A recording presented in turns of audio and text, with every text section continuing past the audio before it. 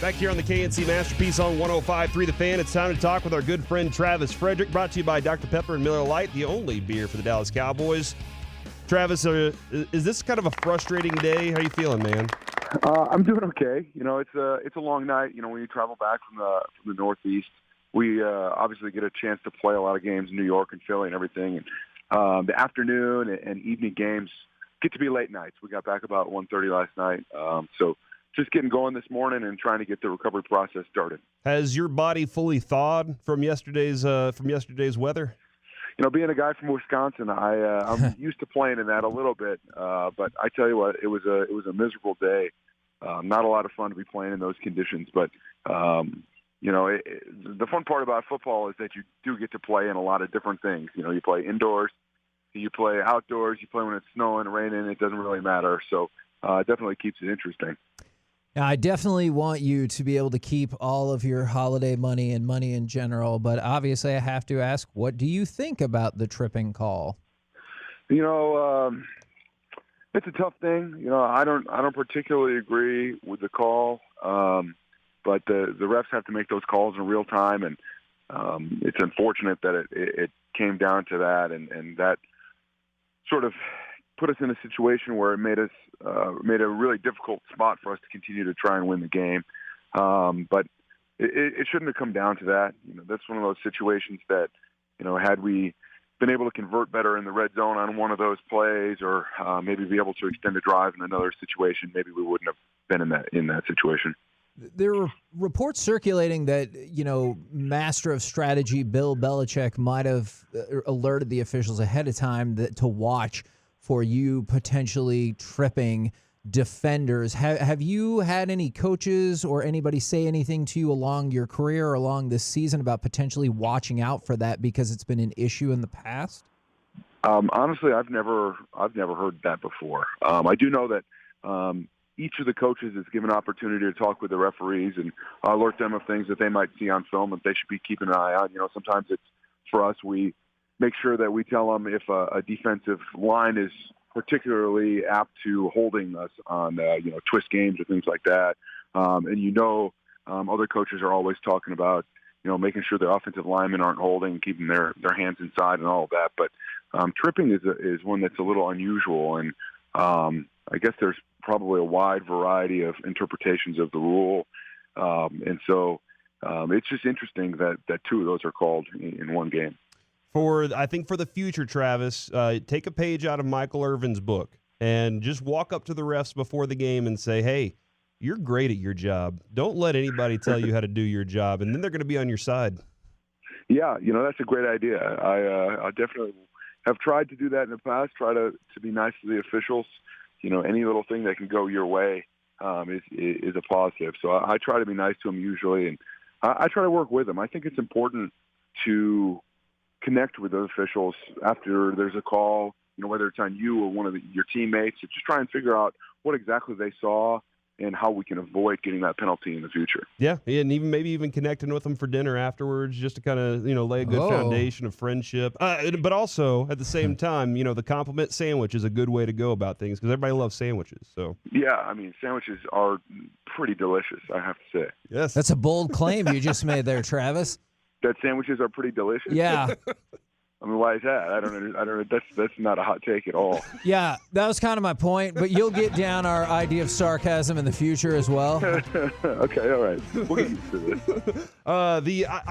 Y'all were running the ball pretty well, and you know, one of the things that we talked about leading up to was trying to use Zeke and trying to use Tony Pollard in the flats and getting out of the backfield with the ball in their hands in the passing game as well. And that seemed to be something that was really going pretty well. What did y'all see that y'all were doing that worked for you in the running game and with what Zeke and Pollard were doing in the passing game too?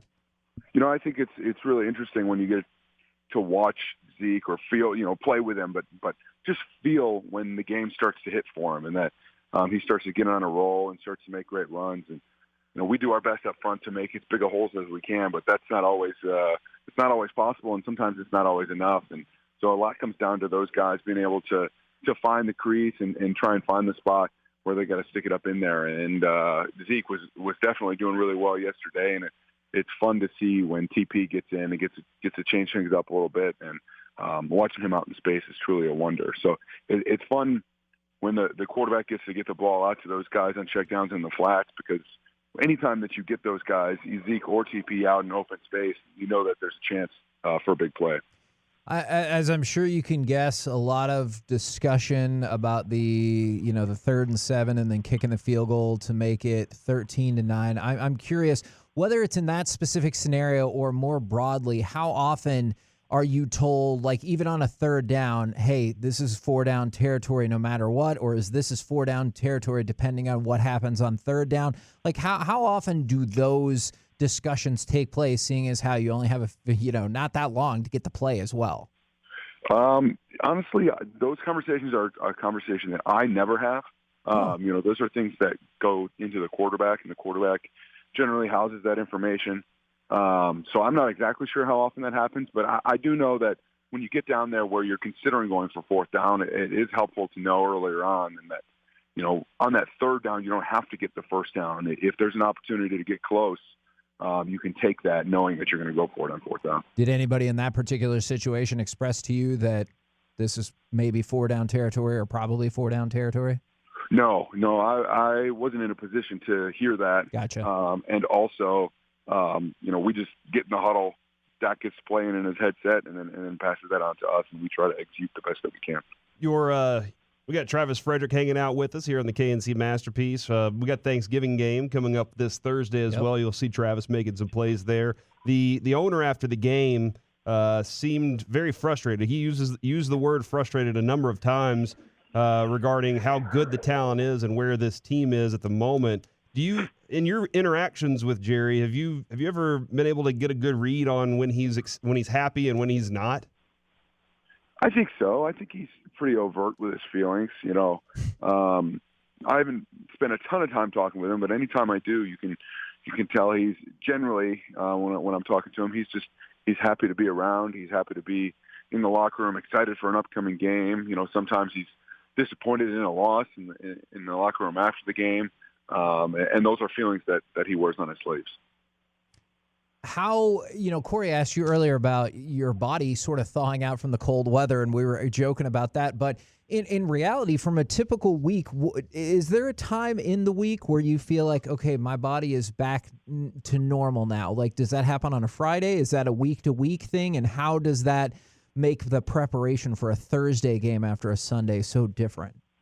Yeah, it changes week to week depending on how the game works out. But for the most part, I'm not generally ready, fully ready to play another game until Friday of a game week. And it depends on how old you are, how long you've been doing it, and how beat up your joints and stuff are. But and it makes these Thursday games difficult, but it just puts a premium on your recovery process and the things that you have to do to try and make that work. And obviously our preparation will change a little bit. We'll be a little bit less physical on Wednesday and Thursday. And, it turns into more of a mental preparation than a physical one. Yeah, I think, Kevin, last week he told us you have to start getting a head start last week for this week so that you can kind of start doing some things that'll prep you for that. Absolutely.